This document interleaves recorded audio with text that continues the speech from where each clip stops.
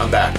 I couldn't find direct documentation on the case for the direction of airflow. What I'm going to assume is the air is being pulled out of the top of the case, because that makes sense. Heat rises, so put a fan on the top to suck the air out of the top of the case. Gets the heat out of the case faster. I did find documentation on the cooling fan and which direction the airflow was on it. The fan sucks air in and blows it out this end.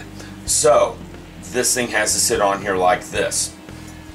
That's fine. I know the direction of orientation now. I'm gonna go ahead and install it. Here we go. First thing I gotta do is rock this on it in the correct orientation.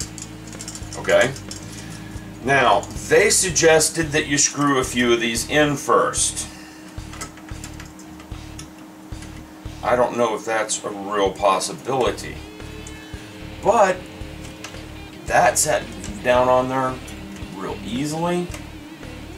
There's going to be a bit of rocking.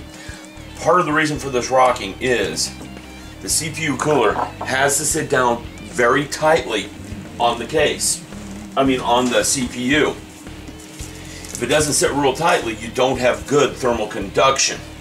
Now, since I'm going to put some force on this, I'm putting a foam pad underneath the CPU so I don't damage any little protruding bits down there. And getting my screwdriver and pushing her down in there. We can get this screw started. Yep, that one's started. Now for the last corner.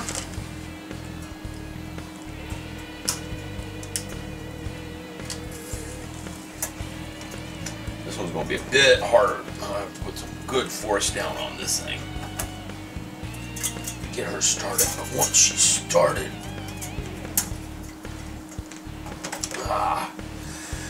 see, I'm being wimpy because the cooling fins, I don't want to damage them, and I'm not wanting to push down on it real hard because of those fins, but I'm going to have to. I'm going to have to actually get up and push down on it pretty damn hard to get her to go. Okay, I'm back. What happened is the bottom of the clip has press fit nuts in there to hold these screws down with. One of the press fit nuts came loose. I had to take the whole clip off and put it back on. I now have all 4 bolts tightened. They're not tightened down, but they are started. I'm going to tighten them down in a second. I want to talk about one more thing here before I go into putting the memory on the motherboard. This fan, cooling fan, CPU cooler, came with a speed control and cables.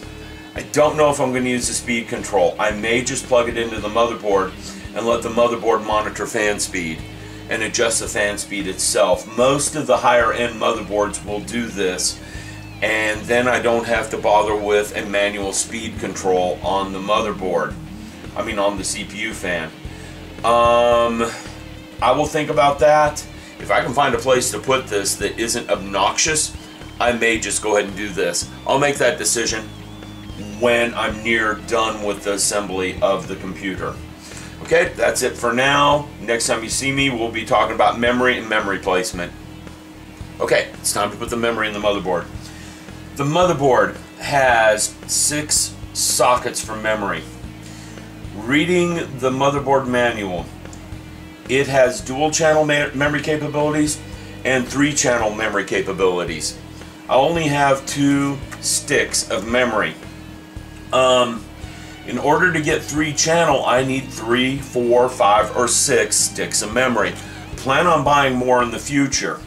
Now, in order to get dual channel working, since I only have 2 memory sticks, I'm going for dual channel, I need to have them in certain slots.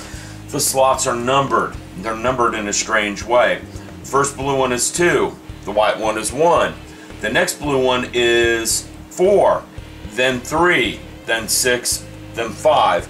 Don't know why they're numbered that way. You'd have to ask the manufacturer. To get dual channel to work, I need one in socket 1 and another in socket 1, then 3. Okay? So, the memory only goes in one way. There's a notch in the memory corresponding to the notch in the middle of the slot. That makes inserting the memory very simple. You just kind of push it down in there until you hear it click. When it clicks, it's in place. This couldn't be easier. For those of you that have desktops that you've bought through one of the big box electronic stores or off the internet, upgrading the memory is just as easy as this. You just pull these little tabs out, take your new memory, push it in until you hear the click. Memory installed. That easy. Most of the work you do on computers really is this simple. Okay? Up next, I am going to get the hard drives out, get them installed in the case. I'm going to put the DV drive in the case. Once those things are installed, I install the motherboard, put all the power connectors and all the data connectors in, install the video card, and this thing is built up. It doesn't take that long to build a computer. And by doing so, I am saving a lot of money. A computer with this kind of hardware, bought from Dell, one of those kind of people, would cost at least $2,000–$3,000. I didn't pay that for this. In addition, if I went with an Apple computer with similar capabilities, that would have been $5,000 or $6,000. This is a reason why I am building the computer myself.